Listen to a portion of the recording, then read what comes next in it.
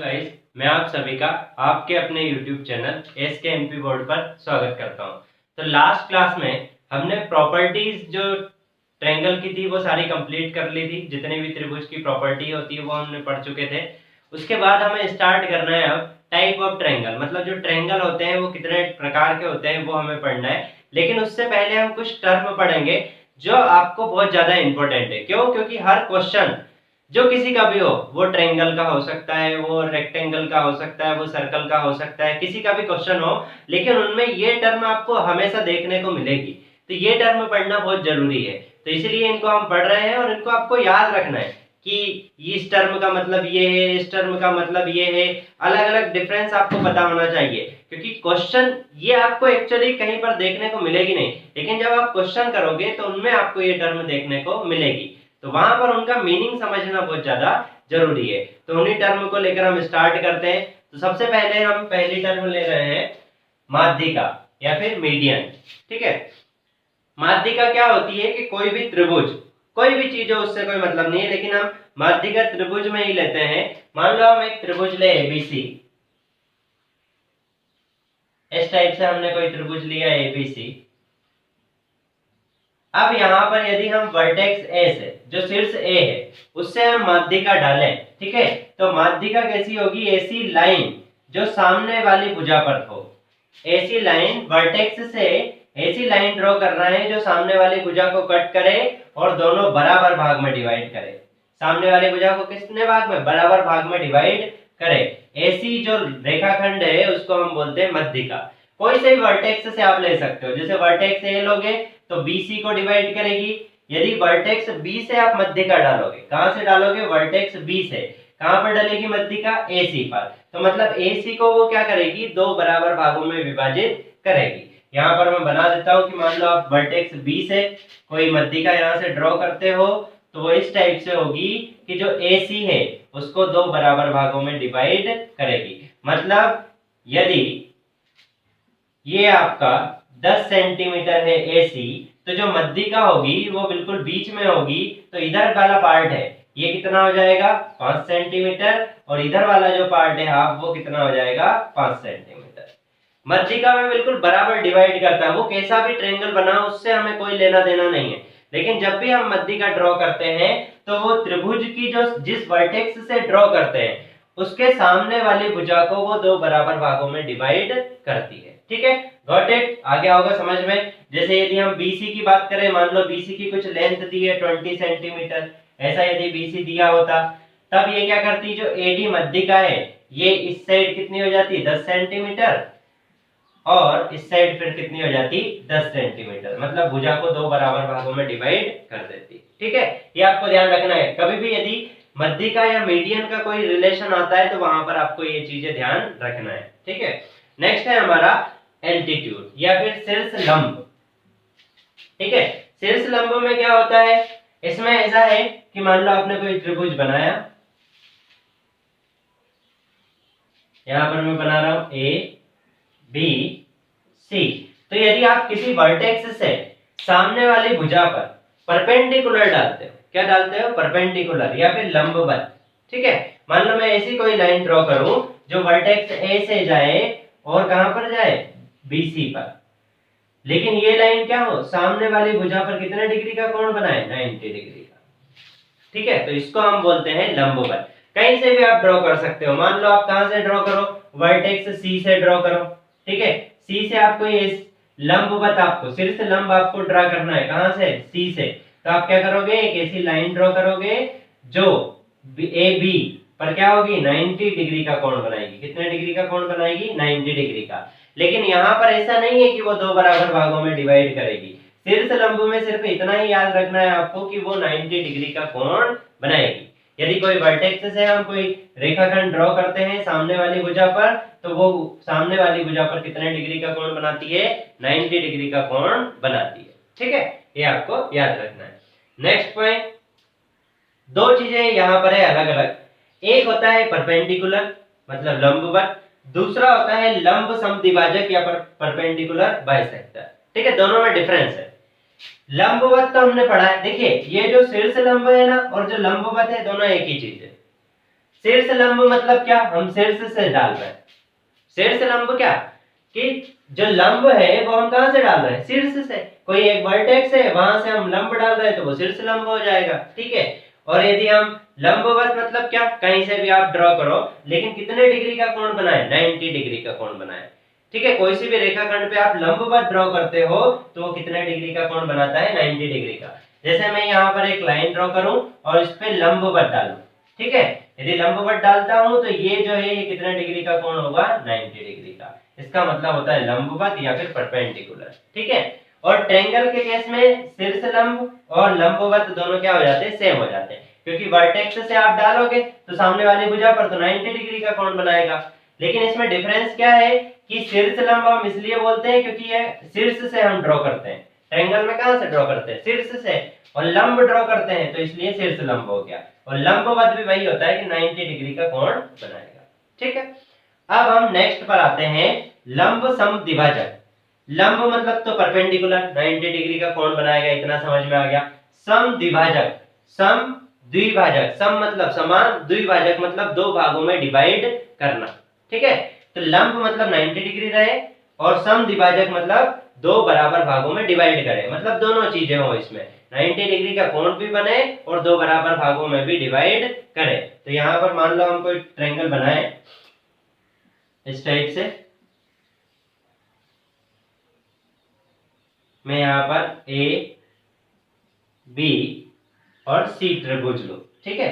और मुझे यदि परपेंडिकुलर बाइसेक्टर या फिर मैं बोलूं लंब समद्विभाजक यदि ड्रॉ करना है वर्टेक्स ए से, तो मैं यदि यहाँ पर लंब समद्विभाजक ड्रॉ करता हूं तो ये जो है एक तो 90 डिग्री का कोण बनाएगा, ठीक है, पहली बात, क्योंकि लंब है तो कितना डिग्री का कोण बनाएगा, 90 डिग्री का। दूसरी बात, ये जो BC है इसको दो बराबर भागों में डिवाइड करेगा, मतलब ये वाला और ये वाला पार्ट क्या रहेगा, बराबर रहेगा, तो उसको बोल देंगे हम लंब समद्विभाजक। लंब देखिए, लंब मतलब 90 डिग्री, परपेंडिकुलर, सम मतलब समान, और द्विभाजक मतलब दो बराबर भागों में बांटना। तो सम मतलब बराबर और द्विभाजक मतलब दो भागों में बांटना, तो दो बराबर भागों में बांटना क्या हो गया, सम द्विभाजक, और लंबवत मतलब 90 डिग्री, ठीक है। बस ये टर्म आपको याद रहेगी ना तो भी आपको कोई प्रॉब्लम नहीं है, टर्म आप पढ़ते जाओ, उसका मीनिंग समझते जाओ तो आपको कभी कोई प्रॉब्लम नहीं होगी, ठीक है। लास्ट हमारा बचा है कोण समद्विभाजक, बिल्कुल पढ़कर समझ में आ रहा होगा। अभी हमने पढ़ा है समद्विभाजक, द्विभाजक मतलब दो बराबर भागों में डिवाइड करना, ठीक है। सम मतलब समान, द्विभाजक मतलब दो भागों में डिवाइड करना, और सम मतलब क्या हो गया, समान, दो समान भागों में डिवाइड करना। किसको, कोण को, एंगल बाइसेक्टर हो गया, इंग्लिश में क्या हो जाएगा, एंगल बाइसेक्टर। मान लो मैं यहाँ पर इस टाइप से लूं, ये वैसे हम पहले पढ़ चुके हैं क्योंकि ये हमने प्रॉपर्टी पढ़ी है एंगल बाइसेक्टर की, तो उसमें हम पढ़ चुके हैं, लेकिन फिर भी मैं बता देता हूँ कि मान लो ये कोई कोण है थीटा, ये थीटा कोण है।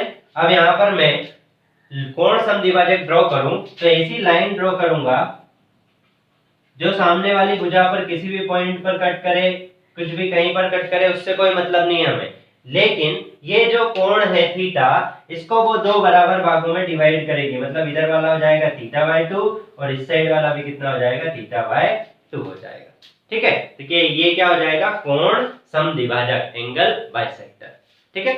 इतना सभी को समझ में आ गया होगा, ये आपको नोट डाउन कर लेना है। होता क्या है कि पढ़ तो हम लेते हैं, समझ में भी हमें आ जाता है, लेकिन जब हम क्वेश्चन करते हैं तो इन चीजों को भूल जाते हैं, तो ये चीजें आपको नोट डाउन करना है। मैंने स्टार्टिंग में आपसे बोला था कि नोट्स आपको बनाते हुए चलना है, क्योंकि सारी ज्योमेट्री जब कंप्लीट हो जाएगी आपकी, तब आपको समझ में नहीं आएगा कि हमने स्टार्टिंग में क्या पढ़ा था और आखिरी में क्या पढ़ रहे हैं, ठीक है। इसलिए नोट्स बनाना सबसे जरूरी है, तो ये आपको नोट डाउन कर लेना, ठीक है। आगे बढ़ते हैं अब हम।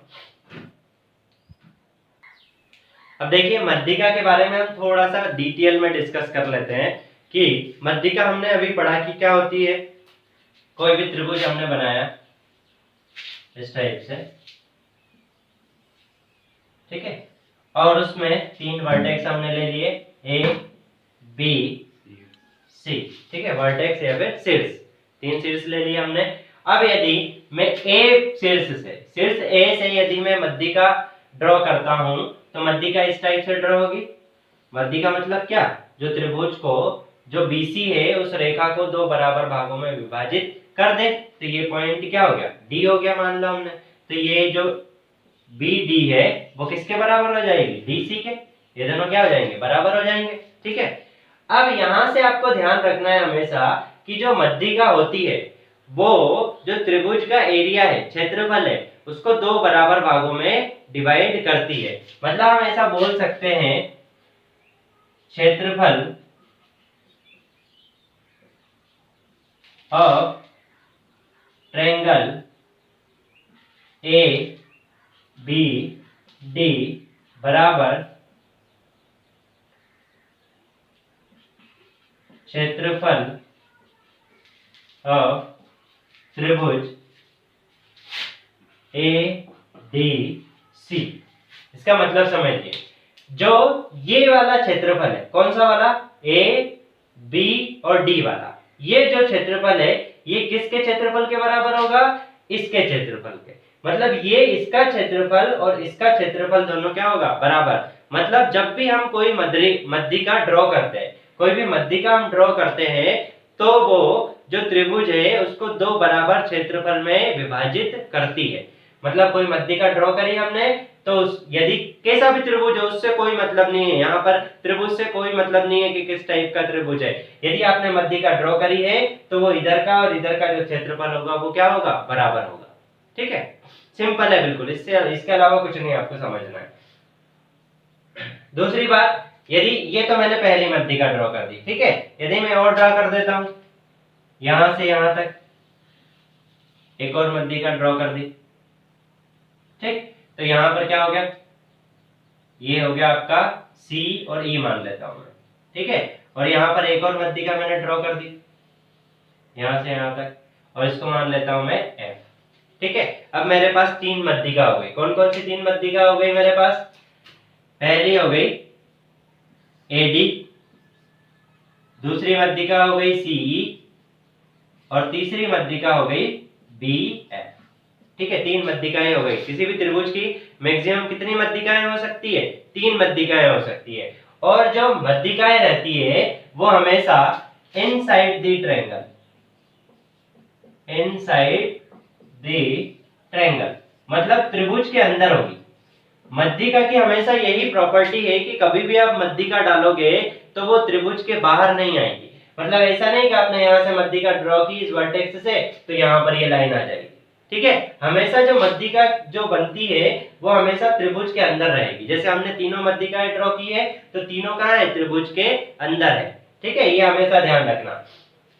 अब क्या है कि कभी सभी आपसे एक क्वेश्चन पूछ लिया जाता है, एक फ्रीक्वेंट क्वेश्चन है, वो आपसे पूछ लिया जाता है। मान लो आपको तीन मध्यिकाएं दी है, क्वेश्चन किसी त्रिभुज ABC में तीन मध्यिकाएं क्रमशः, ठीक है, इसको आपको ऐसा ही नोट डाउन कर लेना है,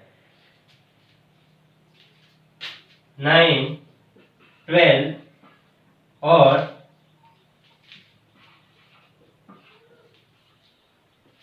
15 सेंटीमीटर है, तो त्रिभुज का क्षेत्रफल ज्ञात कीजिए। ठीक है, ये एक सिंगल टाइप का क्वेश्चन, ये बिल्कुल सिंगल टाइप का क्वेश्चन है। यदि आपको मध्यिका दी होगी तो आपसे सिंगल यही टाइप का क्वेश्चन पूछा जाएगा कि किसी त्रिभुज ABC में तीन मध्यिकाएं क्रमशः, कुछ भी दे सकता है वो, ठीक हो। यहाँ पर आपको दिया है 9, 12 और 15 सेंटीमीटर दिया गया है। तो त्रिभुज का क्षेत्रफल ज्ञात कीजिए, त्रिभुज का क्षेत्रफल ज्ञात करना है। तो यहाँ पर आपको एक फार्मूला याद रखना है, वो फार्मूला क्या है, एरिया ऑफ, ठीक है, क्षेत्रफल मतलब एरिया, एरिया ऑफ ट्रायंगल, कोई भी ट्रायंगल का एरिया निकालना है हमें, किसके हिसाब से, मध्यिका के हिसाब से। तो वो क्या हो जाएगा, 4/3 ब्रैकेट में SM minus S1 SM minus S2 और SM माइनस S3। ठीक, ये इस टाइप से आपको ये बिल्कुल बुक याद रखना, रट्टा मार लो इसका, ठीक है। इसको आपको रट्टा मार लेना है बिल्कुल, कि कोई त्रिभुज है, उसकी यदि मध्यिकाएं दी है, यदि आपसे पूछा गया है कि मध्यिका से आप क्षेत्रफल कैसे निकालोगे, तो ये वाला फार्मूला आपको याद रखना है। अब इसमें एस क्या है, एस एम जो लिखा है वो क्या है, तो एस एम होता है एस एम बराबर S1 plus S2 plus S3 divided by 2, ठीक है। S1 plus S2 plus S3 divided by 2। अब S1 S2 S3 क्या है, तो ये तीन मध्यिकाएं हैं, S1 S2 एंड S3 क्या है, मध्यिका। ये आपकी तीन मध्यिकाएं हैं। जैसे यहाँ पर कौन क्या क्या दिया है, 9 दिया है, 12 दिया है और क्या दिया है, 15 दिया है। तो पहली S1 को क्या मान लोगे, 9, S2 को कितना मान लोगे, 12 और S3 को कितना मान लोगे, 15, ठीक है। तो यहाँ पर दो चीजें हमने सीखी मध्यिका में, क्या, तीन चीजें, 3 पॉइंट हमने सीखे। पहला कि मध्यिकाएं जो हमेशा होती है वो त्रिभुज के अंदर होती है, कभी भी त्रिभुज के बाहर नहीं हो सकती। पहला, इनसाइड द ट्रायंगल, त्रिभुज के अंदर ही मध्यिका होगी। दूसरा पॉइंट हमने क्या पढ़ा कि यदि हम कोई एक वर्टेक्स से मध्यिका ड्रॉ करते हैं तो वो त्रिभुज को दो बराबर क्षेत्रफल में विभाजित करती है, ठीक है। जैसे हमने ये एडी ड्रॉ की थी, तो इधर वाला और इधर वाला क्षेत्रफल क्या रहेगा, बराबर रहेगा, ठीक है। नेक्स्ट पॉइंट हमने क्या देखा कि यदि हमें तीन मध्यिकाएं दी है तो हम उसका क्षेत्रफल कैसे निकालेंगे, तो हो जाएगा 4/3 अंडर रूट sm ब्रैकेट में s1 minus s, sm minus s1, फिर sm माइनस s2, फिर sm माइनस s3, सिंपल। अब इसमें sm क्या है, s1 plus s2 plus s3, मतलब तीनों मध्यिकाओं को जोड़ देंगे और 2 से विभाजित कर देंगे तो sm आ जाएगा। और s1 s2 और s3 क्या है, मध्यिकाएं जो आपको दी गई होगी, ठीक है। अब मैं यहाँ पर इसको रफ कर देता हूँ, इस वाले ये डायग्राम को, और फिर यहाँ पर क्वेश्चन सॉल्व करवा देता हूँ। तो यहाँ पर हमने क्या निकाल लिया, क्षेत्रफल यदि निकालना है तो सबसे पहले S1 बराबर हमने यहाँ से ले लिया 9 सेंटीमीटर, S2 बराबर कितना ले लिया 12 सेंटीमीटर, और S3 बराबर हमने ले लिया 15 सेंटीमीटर, ठीक है। तो यहाँ से हम लिख सकते हैं क्या, SM निकाल सकते हैं। तो SM बराबर 9 प्लस 12 प्लस 15 कितना हो जाएगा, डिवाइडेड बाय 2, ऐड कर लो तीनों को, कितना हो जाएगा, तो 9 ऐड करेंगे तो ये हो जाएगा 21, 21 31, 31 36, 36 डिवाइडेड बाय 2, तो ये कितना हो जाएगा 18 सेंटीमीटर, ठीक है। तो S1 SM आ गया हमारा। अब इस फार्मूले में वैल्यू पुट कर दो, area of triangle equal to 4/3 bracket में। अब यहाँ पर देखिए SM, SM minus 1, SM minus 2, SM minus 3, SM लिखा हमने 18, फिर SM माइनस 1, SM कितना हो गया 18 माइनस S1 कितना है 9, फिर SM 18 माइनस S2 कितना है 12 लिख लिया हमने, फिर नेक्स्ट SM तो 18 माइनस S3 कितना है 15 लिख लिया हमने। सॉल्व कर लेंगे इसको 4/3 ब्रैकेट में, तो 18 हो गया n2। अब देखिए 18 में से 9 गया तो कितना बचा 9, फिर 18 में से 12 गया तो कितना बचा 6, फिर 18 में से 15 गया तो कितना बचा 3, ठीक। सॉल्व कर लेंगे, कैसे सॉल्व करें। अब देखिए यहाँ पर आपको क्या है कि रूट में वैल्यू है तो हम दो दो के पेयर बाहर निकाल सकते हैं। तो देखिए इस 18 को आप क्या लिख सकते हो, 18 को आप लिख सकते हो 9 into 2 लिख सकते हो, 9 into 2, ठीक है। इस 6 को मैं क्या लिख सकता हूँ, यहाँ पर मैं नेक्स्ट में लिख लेता हूँ 4/3 ब्रैकेट में, तो यहाँ पर मैंने लिख लिया 9 into 2 into 9 into इस 6 क्या लिख सकता हूँ 2 into 3 into 3। अब देखिए दो दो के पेयर आपके बन जाएंगे, ये एक बन गया, यहाँ पर 2 है, यहाँ पर भी क्या है 2 है, और ये 9 बचा, तो हम लिख सकते हैं यहाँ से 4/3 into 9 into 2 into 3, ठीक। हमेशा ध्यान रखना, आप जब भी न्यूमेरिकल सॉल्व करते हो आपको तब तक मल्टीप्लाई नहीं करना है जब तक कि आप कोई वैल्यू फिक्स ना निकाल लो। जैसे हमने क्या किया, आप ऐसा कर लेते हैं, यदि इसको क्या कर लेते, यहाँ पर सॉल्व करते, यहाँ पर फिर मल्टीप्लाई करते, फिर इसका अंडर रूट लेते, तो आपको बहुत टाइम लगता। यहाँ पर क्या किया हमने, किसी का मल्टीप्लाई नहीं किया, हमें पता है कि रूट में वैल्यू है, मतलब दो दो के पेयर बाहर आएंगे, तो हमने क्या किया, इन सब के फैक्टर कर लिए, ठीक है, गुणनखंड कर लिए। अब गुणनखंड हमने कर लिए इनके, तो हमारे इस टाइप से बन गए। अब हमने क्या किया, गुणनखंड करने के बाद फिर से भी मल्टीप्लाई नहीं किया। क्यों नहीं किया, क्योंकि यहाँ पर 3 है, तो 3 से हम 3 कैंसिल कर देंगे, तो 3 से 3 कैंसिल हो गया, तो डायरेक्ट आ गया। यहाँ पर 9 into 4 9 चौक 36, 36 into 2 कर लेंगे हम, तो कितना आ जाएगा 72। तो इसका एरिया कितना आ जाएगा, एरिया ऑफ ट्रायंगल आ जाएगा यहाँ पर 72 सेंटीमीटर स्क्वायर। ये आप ध्यान रखना, यूनिट एरिया किस में निकालते हैं, स्क्वायर में, 72 सेंटीमीटर स्क्वायर। ये सिंपल आपको ऐसा ही याद रखना है, इसके अलावा इसमें कुछ भी नहीं है। डायरेक्ट आप फार्मूला याद रखो, वैल्यू पुट करो, आंसर आ जाएगा, ठीक है। ये हमारा यहाँ पर मध्य का कंप्लीट हो जाता है। अब हम आगे बढ़ते हैं नेक्स्ट, जो हमें स्टार्ट करना है, एक्चुअल में क्या स्टार्ट करना है, टाइप्स ऑफ ट्रायंगल। तो अब हमने यहाँ पर बेसिक चीजें हमने पढ़ ली है, मीडियन हमने पढ़ लिया, मीडियन से हम एरिया कैसे निकालते हैं, क्षेत्रफल, वो हमने पढ़ लिया। अब हम देखने वाले थे टाइप ऑफ ट्रायंगल, तो उसी में देखिए त्रिभुज जो है उसमें दो चीजें होती है, वो हमने स्टार्टिंग में पढ़ा था। पहला तो क्या, साइड होती है, ठीक है, कितनी साइड रहती है, 3, और दूसरी एक और पॉइंट होता है, वो होता है एंगल। यदि त्रिभुज में बेसिकली हम देखें तो दो चीजें हमें दिखाई देती है, एक तो होता है कोण और दूसरा होता है भुजा। तो यहाँ पर जो त्रिभुज है उसको दो भागों में बांटा गया है, पहला है भुजाओं के आधार पर और फिर है कोण के आधार पर। तो हम पहले भुजाओं के आधार पर पढ़ेंगे और फिर कोण के आधार पर पढ़ेंगे। तो भुजाओं के आधार पर 3 तरीके से त्रिभुज को डिवाइड किया गया है। पहला होता है आपका समबाहु त्रिभुज, ठीक है, फिर उसके बाद में होता है समद्विबाहु त्रिभुज, और फिर उसके बाद में होता है विषमबाहु त्रिभुज, ठीक है। अब देखिए हम स्टार्ट करते हैं। तो सबसे पहला भुजाओं के आधार पर जो पहला हम पढ़ने वाले हैं वो कौन सा है, विषमबाहु। विषमबाहु त्रिभुज, या फिर हम बोलेंगे तो स्केलन ट्रायंगल, ठीक है। अब इसमें क्या प्रॉपर्टी होती है, सबसे पहले यदि हम विषमबाहु त्रिभुज की बात करें तो उसमें तीनों भुजाएं अलग अलग रहती है, ठीक है। यदि हम इसमें देखें तो तीनों भुजाओं की लंबाई असमान होती है, ठीक है। पहली बिल्कुल सिंपल कि तीनों भुजाएं क्या होती है, अलग अलग होती है, ठीक है, असमान होती है। फिर यदि तीनों भुजाएं अलग अलग हैं तो तीनों कोणों का मान अलग रहेगा,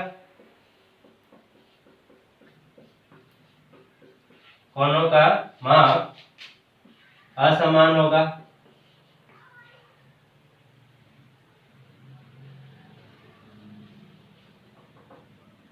असमान होगा, ठीक। तो इसमें दो ही प्रॉपर्टी है, मतलब जब भी आपके सामने विषमबाहु त्रिभुज आए या फिर स्केलन ट्रायंगल की वो बात कर रहा हो, तब हम ये देखेंगे कि तीनों भुजाएं की लंबाई जो अलग है वो अलग अलग रहेगी तीनों भुजाओं की, और यदि तीनों भुजाएं अलग अलग है तो तीनों कोणों का मान क्या रहेगा, असमान रहेगा। मतलब तीनों जो कोण रहेंगे वो भी हमारे क्या रहेंगे, असमान रहेंगे। जैसे मैं यहाँ पर देखता हूं, यदि मैं इस टाइप से कोई ट्रायंगल बनाऊं, ठीक है, ये मैंने बनाया, या फिर इस टाइप से मैं कोई ट्रायंगल बनाऊं, ठीक है। अब यहाँ पर आप देखोगे तो आपको एक चीज समझ में आ रही है कि इसमें आप देखो तो इसका शेप कैसा भी हो सकता है, बस इसमें एक ही कंडीशन है कि 3 भुजाएं होना चाहिए और 3 शीर्ष होना चाहिए। क्या होना चाहिए, 3 भुजाएं और 3 शीर्ष, तो आपका ट्रायंगल बन जाएगा। और ट्रायंगल कैसा भी हो सकता है, तो उसको हम बोल देंगे विषमबाहु। तो यहाँ पर मान लो हम ए बी सी, और इसको हम मान लेते हैं डी ई एफ, ठीक है, ये हमने मान लिया। अब यदि हमें देखना है कि यदि कोई त्रिभुज दिया है विषमबाहु और उसका हमें क्या निकालना है, क्षेत्रफल। क्या निकालना है हमें? उसका क्षेत्रफल। तो उसका क्षेत्रफल कैसे निकालेंगे? तो इसका हम क्षेत्रफल निकालते हैं हेरोन्स फार्मूला से। किससे? Heron's formula. ये बिल्कुल सेम है अभी जो हमने पढ़ा था मीडियन वाला, ठीक है, मध्यिका वाला जो हमारा फार्मूला था उसी से कोरिलेट करता है। मतलब ये वाला फार्मूला है, फिर उससे कौन सा हमने बना सकते हैं? मध्यिका वाला बना सकते हैं। तो यहाँ पर हेरोन्स फार्मूला आपको याद रखना है, area of triangle, area of triangle यदि हमें निकालना है। और देखिए ये जो फार्मूला है ये हर जगह एप्लीकेबल है। मतलब ऐसा नहीं कि आप विषमबाहु त्रिभुज में ही लगाओगे, आप कोई सा भी त्रिभुज ले लो, उसका यदि आपको क्षेत्रफल निकालना है तो आप ये वाला फार्मूला लगा सकते हो, ठीक है। इसमें क्या लिखेंगे हम? सबसे पहले अंडर रूट में हम लेंगे s, फिर s minus s1, s minus s2, फिर s माइनस s3। तो यहां पर यदि हम बात करें तो s1 s2 s3 क्या है? तो s1 s2 और s3 क्या है? भुजाएं, त्रिभुज की जो भुजाएं वो हो जाएंगी, ठीक है। और यदि मैं s की बात करूं तो s क्या है? s उसका है अर्ध परिमाप। क्या है s? अर्ध परिमाप। s बराबर, तो मैं लिख सकता हूं s1 plus s2 plus s3 divided by 2। इसको मैं बोलूंगा क्या? Semi perimeter.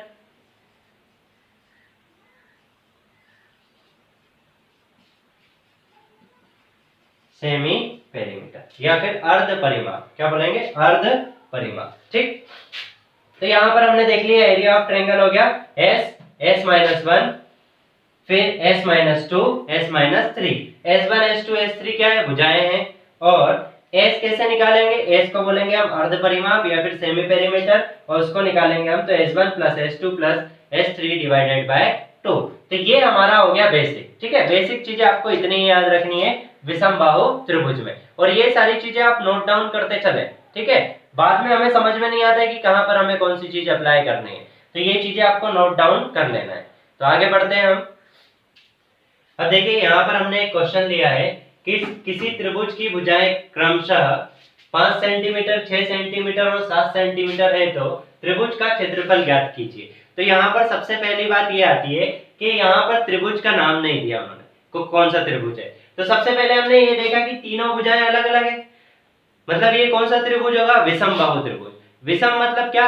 विषम, विषम मतलब अलग अलग, डिफरेंट, ठीक है। तो यहाँ पर तीनों भुजाएं अलग अलग है। और विषमबाहु, बाहु मतलब क्या? भुजा, जिसकी भुजाएं क्या हो? विषम हो, ठीक है। उस त्रिभुज को हम क्या बोलेंगे? विषमबाहु। मतलब ये जो भुजाएं हैं उनके आधार पर त्रिभुज को विभाजित किया गया है। तो यदि तीनों भुजाएं आपको अलग अलग दी गई है तो आप समझ जाना कि ये कौन से त्रिभुज की बात कर रहा है? विषमबाहु त्रिभुज की बात कर रहा है। अब विषमबाहु त्रिभुज में यदि हमें क्षेत्रफल निकालना है तो हमें एक ही फार्मूला है, वो हमारा रामबाण है, उसी को हमें यूज करना है। तो क्या है हमारा रामबाण? हमने क्या पढ़ा अभी? एरिया ऑफ ट्रायंगल निकालना है यदि हमें, तो हमने पढ़ा अंडर रूट में s minus s1, s minus s2 और s माइनस s3। यहाँ पर s1 s2 s3 क्या है? भुजाएं। s1 s2 और s3 क्या है? भुजाएं। और s क्या है? अर्ध परिमाप। s को हमने कैसे लिखा था? s हमने लिखा s बराबर s1 plus s2 plus s3 divided by 2।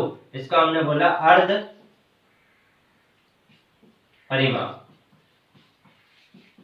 अब देखिए पहले तो हमें परिमाप का मतलब समझना पड़ेगा कि परिमाप क्या होता है। जैसे मैं यहाँ पर कोई भी चीज बना दूं, कोई डायग्राम बनाओ इस टाइप से, ठीक है, इस टाइप से कैसा भी डायग्राम बना दूं उससे कोई मतलब नहीं है।